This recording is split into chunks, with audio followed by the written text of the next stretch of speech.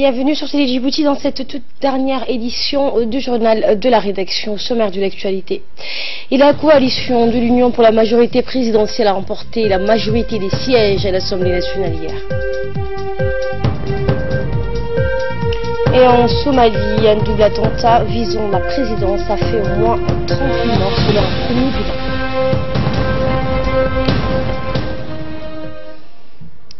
Bonsoir, c'est dans le calme et la sérénité que le scrutin pour les élections législatives s'est déroulé hier sur le territoire national.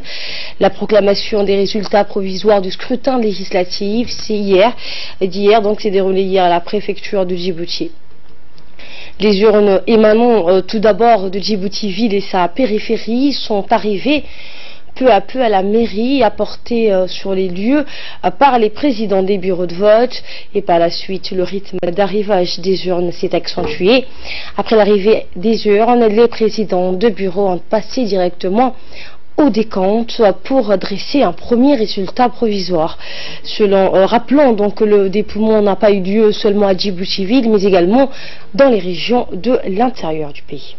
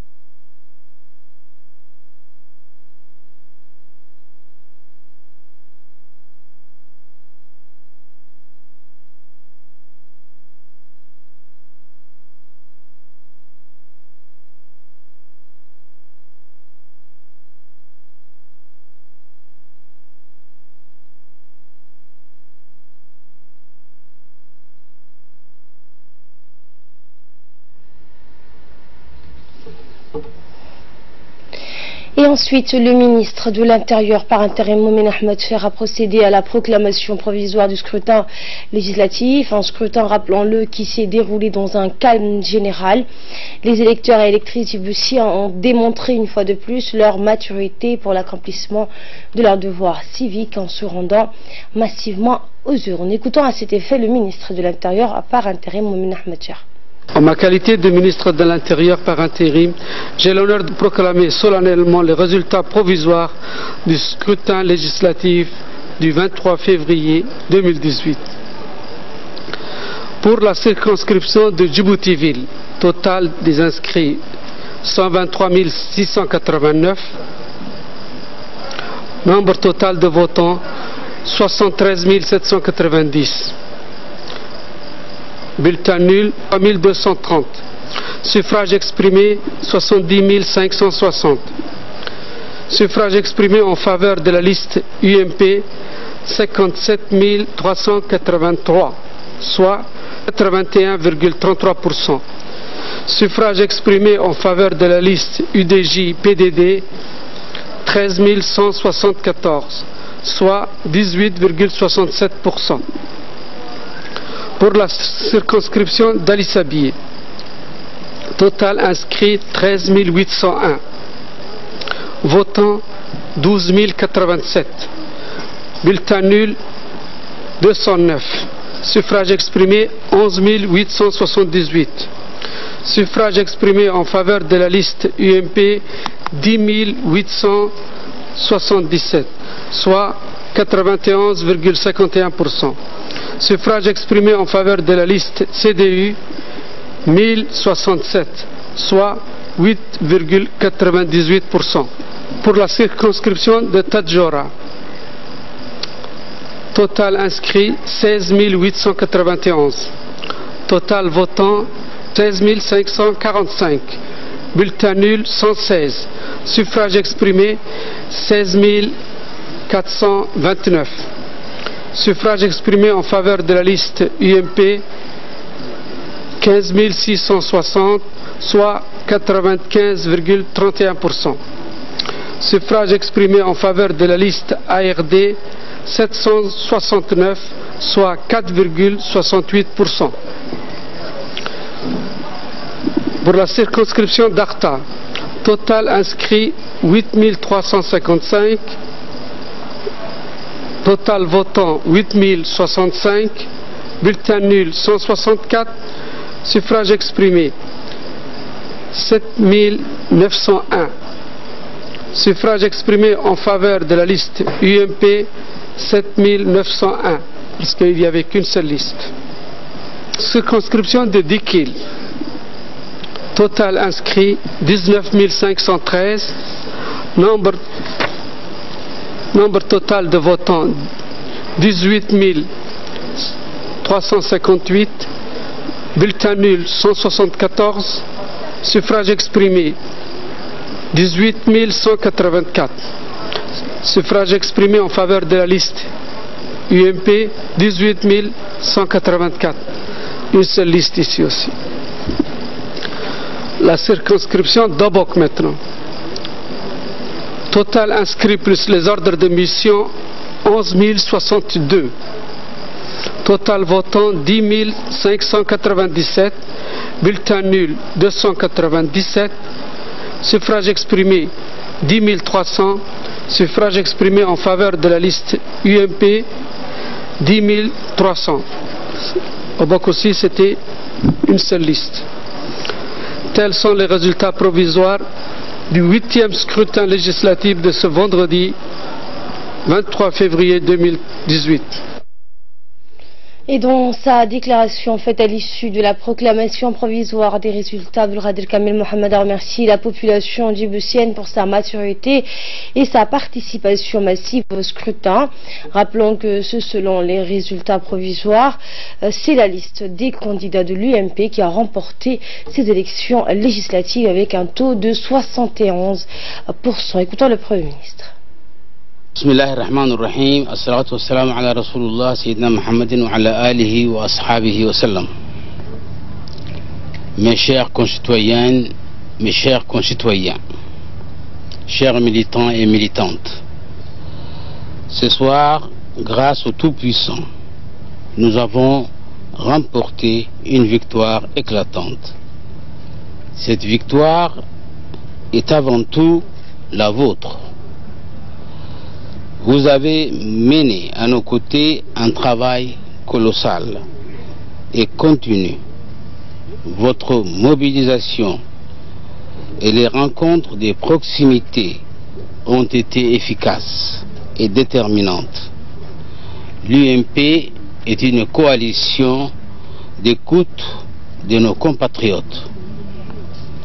Je ne saurais oublier la ferveur sans commune mesure de tous nos militants du nord au sud, d'Obok à Tadjoura, d'Arta à Lissabié et d'Ikil, et ainsi que dans les 3 agglomérations de Djibouti. Ce soir, je suis heureux car, encore une fois, la maturité politique de nos concitoyens a permis de consolider la démocratie dans notre pays. Cette maturité s'est démontrée par un fort taux de participation et une confiance renouvelée à notre programme politique qui s'inscrit dans la vision stratégique du chef de l'État. Par ailleurs, je voudrais saluer l'engagement et la participation des partis politiques de l'opposition à ce scrutin. Je rends hommage au courage politique des leaders de notre coalition qui ont compris qu'il fallait maintenir l'union autour d'un objectif commun, l'unité, la stabilité et la cohésion sociale de notre pays.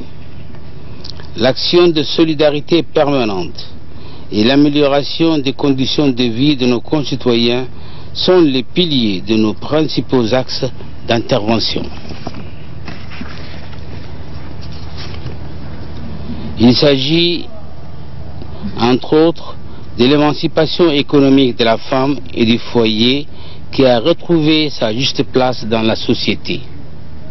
La lutte contre le chômage dont nous voulons inverser la tendance en favorisant l'insertion professionnelle des jeunes, le développement du secteur privé à travers l'entrepreneuriat des jeunes et l'amélioration du climat des affaires. L'accès aux infrastructures sociales de base telles que l'eau potable, l'assainissement, le logement, l'électricité, les écoles, la santé pour tous.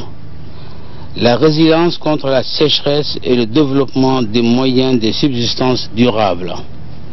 La consolidation de la bonne gouvernance économique, financière et administrative par le renforcement des capacités des institutions déjà mises en place.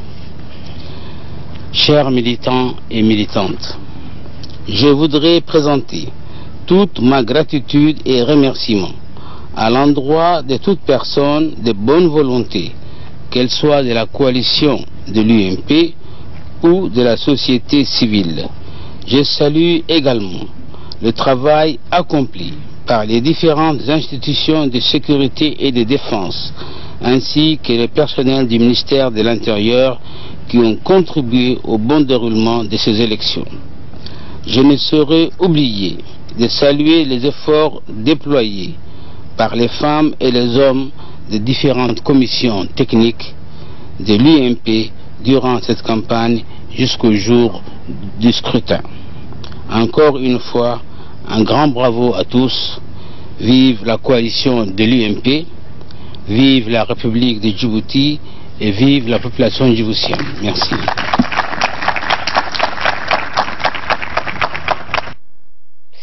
Et la radiodiffusion en télévision de Djibouti s'est mobilisée hier soir pour vous faire vivre en direct le dépouillement de l'élection législative 2018. Ainsi, un studio a été érigé à la préfecture pour les langues françaises et arabes et deux autres studios au sein même de la radio-télévision de Djibouti pour les langues somali et afar. Toutes les équipes techniques étaient donc à pied d'œuvre pour vous faire vivre minute par minute les résultats provisoires de ces élections.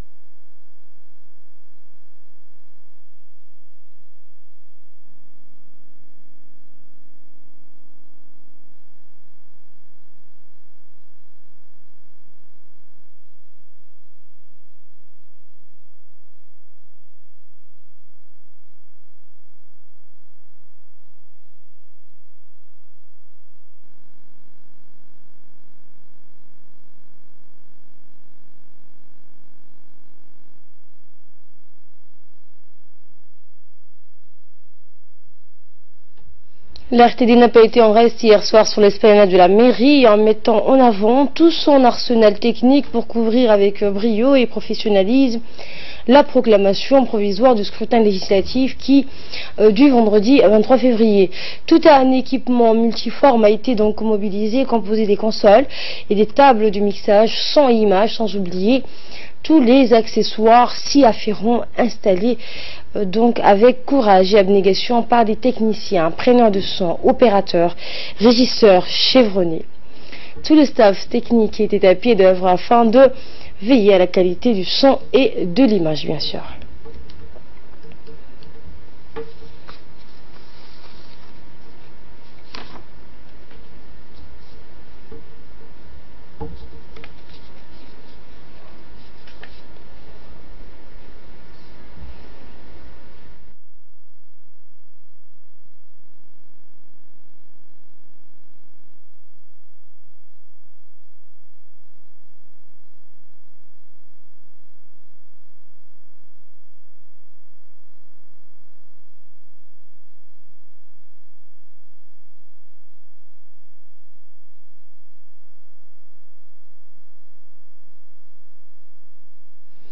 Et à l'issue de ces élections législatives, les observateurs de la Ligue arabe et de l'Union africaine ont tenu un point de presse avec les médias locaux et étrangers à l'IGAD.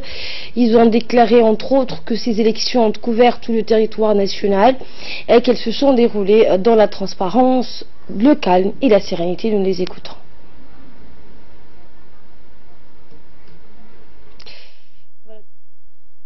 Dire sur les résultats provisoires de ces élections législatives, également dans l'actualité, le nouveau directeur général de la Société Générale du Terminal de Raleigh, Ouassama Hassan Ali Chirdon, nommé à la tête du terminal conteneur de Raleigh, dans l'État djiboutien, recouvre la gestion à visiter aujourd'hui, accompagné du président des autorités des ports et des zones franches, Aboubakar Omar, les différentes installations du terminal à conteneurs de Raleigh. Au terme de cette visite, le nouveau directeur qui nous a fait un point de presse a indiqué que la situation sur le plan purement professionnel reste inchangée et le terminal conteneur de Raleigh reste fonctionnel à 100%.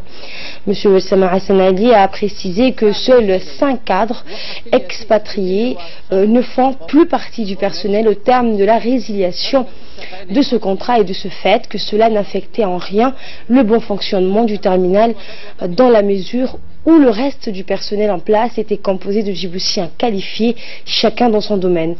De plus, M. Ouassama Ali a ajouté qu'avec l'ex-gestionnaire, la compétitivité du terminal à conteneurs est en deçà des prévisions par la faute uniquement de l'ex-gestionnaire, à savoir la société DP World.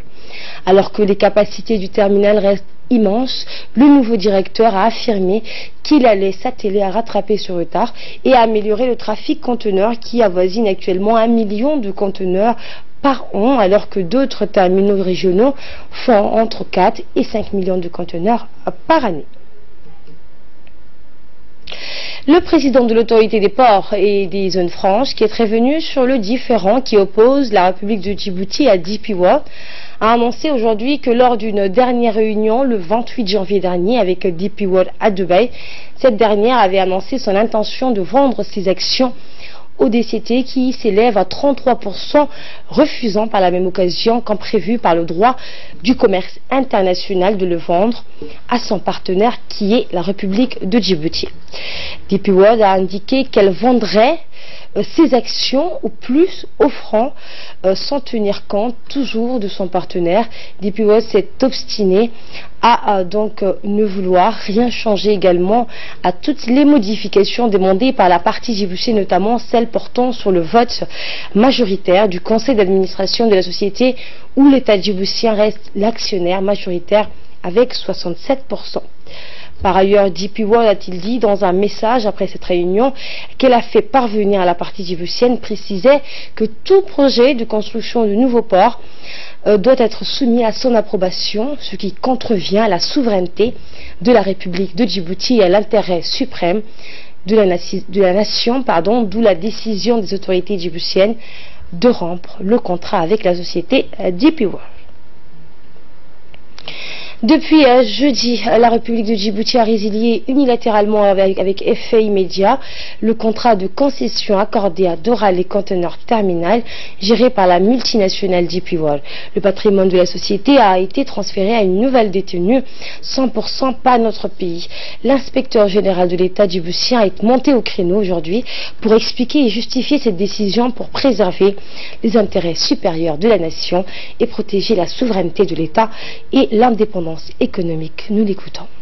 L'application de la loi du 8 novembre 2017 portant sur le contrat d'infrastructure stratégique, le gouvernement de la République de Djibouti a décidé de procéder à la résiliation unilatérale avec effet immédiat du contrat de concession attribué au Doral Container Port DCT géré par la multinationale DP World le jeudi 22 février 2018. En conséquence, l'ensemble du patrimoine social de la société, les contrats et le personnel nécessaires à l'exploitation du terminal à conteneurs de Doralé, à l'exception des contrats de gestion de ce terminal, sont transférés de plein droit à cette nouvelle société de l'État à compter de la prise d'effet du présent décret.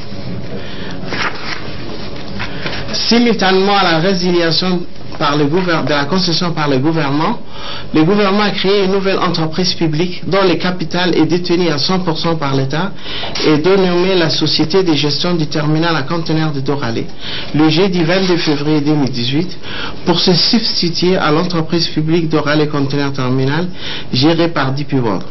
Depuis le jeudi 22 février 2018 à 14 h, le terminal à conteneurs de Doralé est géré exclusivement par des nationaux hautement qualifiés, comme à l'accoutumée.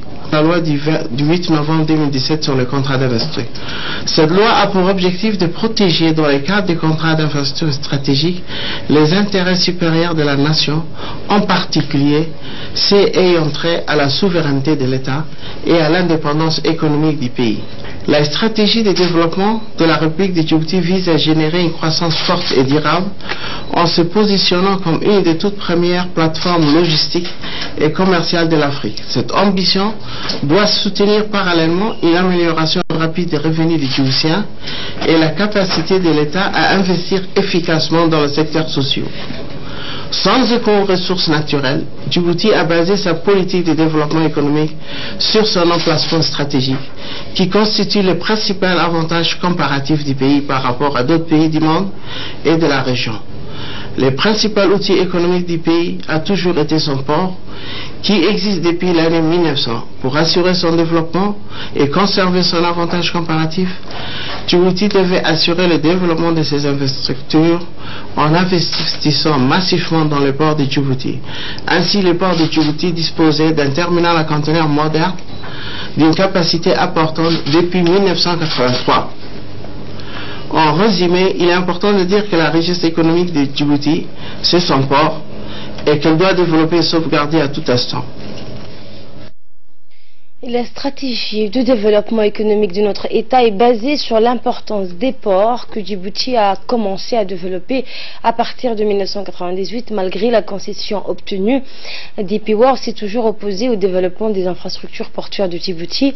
Elle s'oppose aux intérêts fondamentaux en entravant le processus de développement économique et social. Pour l'inspecteur général d'État, l'usage que la multinationale DP World a fait de la concession constitue un crime économique contre la nation djiboutienne. Et en nous réécoutant M. Hassan Issa Sultan. Revenons un peu sur l'historique des relations entre la République de Djibouti et DP World. À partir de 1998, la totalité des importations et des exportations de l'autopie transitaient par le port de Djibouti, qui est devenu du jour au lendemain saturé et incapable de répondre aux énormes besoins de notre partenaire éthiopien et aux besoins du marché domestique. Car le port étant entouré de la ville de Djibouti, il lui manquait l'espace nécessaire pour assurer son expansion.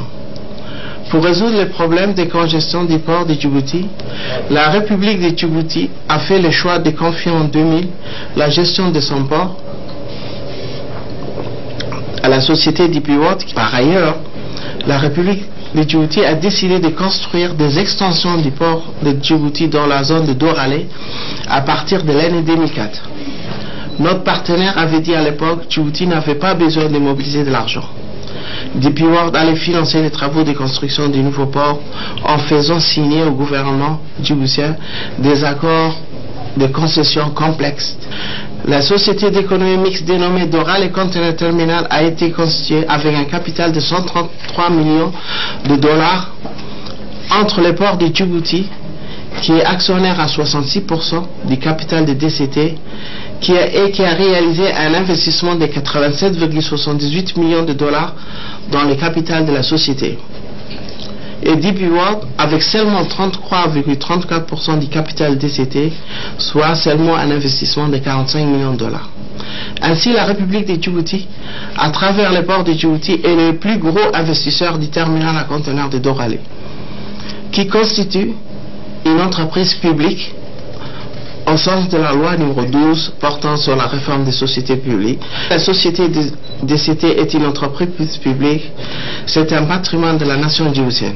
DCT a démarré ses activités en 2009 et la République de Djibouti s'est rendu compte des obligations aberrantes qui découlaient des dispositions de la concession accordée à DCT à partir de l'année 2010.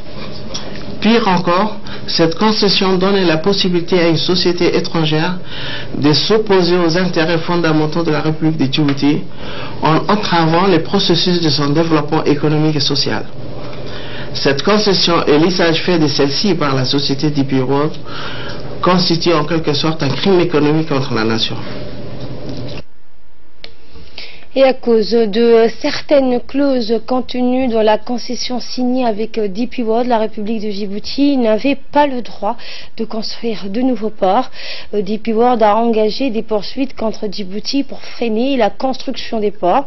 Elle s'est aussi opposée au projet de train et favoriser les marchandises éthiopiennes aux dépens des marchandises destinées aux consommateurs djiboutiens. La République de Djibouti n'a pas le droit de construire un nouveau port sur son territoire depuis 2004. Seul DP World a le droit de développer un nouveau port. Ainsi, à cause de cette concession, la République de Djibouti n'avait pas le droit de construire les ports d'IMP à Doralé, n'avait pas le droit de construire les ports de Tadjoura, n'avait pas le droit de construire les ports du Goubet et n'avait pas le droit de construire le futur port de la zone de Damartchouk. DP World a engagé des poursuites contre Djibouti pour la construction de ces ports. La République de Djibouti n'a pas le droit de décharger de conteneurs ailleurs que dans le DCT. Djibouti devait démanteler le terminal à conteneurs de l'ancien port dès le démarrage du DCT en 2009. Mais le DCT n'a pas l'infrastructure nécessaire pour le déchargement des conteneurs transportés pour le compte de l'Ethiopian Shipping Line par les bateaux de type Mixed Cargo. Ces conteneurs sont déchargés dans le port de Djibouti depuis 2009 et dans le futur dans le nouveau port d'IMP de Doralé. DP World a engagé des plaintes à nouveau contre le gouvernement de la République de Djibouti car il exige que le port de Djibouti reverse la totalité des revenus qu'il a perçus du déchargement de ces conteneurs et les revenus futurs du DMP pendant les 43 années restantes de la durée de la concession. Ainsi, selon la concession, les ports de Djibouti devaient soit refouler les marchandises destinées à l'Éthiopie, soit les décharger gratuitement. Comment le port de Djibouti peut supporter ces coûts s'il doit reverser ses revenus à DC? C'était impossible. DP World a aussi essayé de s'opposer à un autre projet très important de notre pays. Elle a déposé une plainte parce que le nouveau train traverse le DCT, alors que le terrain du DCT appartient à l'État et le DCT l'utilise gratuitement. DP World est libre de fixer les tarifs portières et abuse de ses pouvoirs pour défavoriser la population locale. Les frais de déchargement destinés aux consommateurs djiboutiens sont largement surfacturés par rapport aux marchandises destinées à l'Éthiopie. Avec 33% du capital, DP World avait tous les droits, se permettant même de bloquer les versements des dividendes au port de Djibouti durant 4 années. Malgré cela, Djibouti a essayé maintes fois de résoudre le problème, mais en dernier ressort, faute de solution et vu la gravité pour l'intérêt supérieur de la nation, Djibouti a décidé de résilier le contrat de concession avec DP World et désormais l'infrastructure de DCT appartient à la République par le biais d'une société détenue à 100% par l'État djiboutien. On réécoute une dernière fois M. Hassan Issa Sultan, inspecteur général de l'État. Pas à DP World. DP World est l'actionnaire minoritaire du DCT, puisque 66% du capital DCT est détenu par les ports de Djibouti. Pourtant, dans la prise de décision, PDSA est minoritaire et dispose seulement de 33% du droit de vote, et DP World de 66%. Pire encore, ces accords précisent que PDSA doit obligatoirement voter comme DP World. En réalité, PDSA a 0% du droit de vote. Donc il n'a même pas droit à la parole, à part regarder les décisions. DP World est seul maître de prendre des décisions dans cette infrastructure importante. Djibouti a depuis 2012 tout tenté pour renégocier les contrats à caractère lyonnais sans pour autant remettre en cause les intérêts de son partenaire et les objectifs de développement de l'activité portière. Les tentatives menées de bonne foi par le gouvernement et ses représentants afin d'aboutir à une solution négociée ou à une résolution à l'amiable ont été repoussées avec mépris par la direction de DP World. Depuis le mois de décembre 2017, la République de Djibouti a encore tenté de résoudre ce problème sans résultat. Cette entreprise a encore traité le pays avec le même mépris et a engagé une procédure judiciaire pour nous remercier de notre gentillesse. Les causes de l'aberration de cette concession est le fait qu'aujourd'hui DCT, une entreprise publique djiboutienne, poursuit le gouvernement dans une procédure judiciaire. Donc le gouvernement n'avait aucun choix que de clôturer définitivement la relation entre notre pays et cette entreprise. Donc, nous entendons ces 2 derniers jours toutes les histoires que DP World raconte leur monde. Djibouti, DP World n'a pas perdu son port, le port a toujours été le port de Djibouti. Elle n'était là que pour le gérer et ce n'était qu'un investisseur minoritaire. Donc, et les décrets et les autorités ont prévu de faire une indemnisation juste. Cette loi qui a été utilisée était une loi du gouvernement de la République de Djibouti qui est totalement dans les règles de l'art, qui est conforme à la Constitution de la République, et ils peuvent dire tout ce qu'ils veulent. L'histoire de Djibouti avec eux s'est terminée jeudi dernier. En Somalie, je vous le disais en titre, un attentat visant la présidence a fait 38 morts et c'est selon un premier bilan phare de ça. Effectivement, Asma, 2 attentats à la voiture piégée ont visé aujourd'hui donc à Mogadiscio le palais présidentiel. Selon un premier bilan, les 2 attentats auraient fait au moins 38 morts et 20 blessés. Cette opération a été revendiquée par le groupe djihadiste somalien Al-Shabaab lié à Al-Qaïda qui a revendiqué plusieurs attentats de ce type à Mogadiscio par le passé. La milice qui veut renverser le gouvernement somalien a parlé de 15 militaires tués dans l'attaque. En octobre dernier, plus de 500 personnes avaient trouvé la mort dans un double attentat à la bombe. Donc il s'agit de l'attaque la plus meurtrière depuis le début de l'insurrection Shabab en 2007, mais la milice ne l'a pas revendiqué. Et en Syrie, le vote tant attendu au Conseil de sécurité sur une trêve d'1 mois en Syrie devrait intervenir aujourd'hui. Tout à fait, donc, et encore 29 morts ont eu lieu donc aujourd'hui à Asma dans la Ghouta.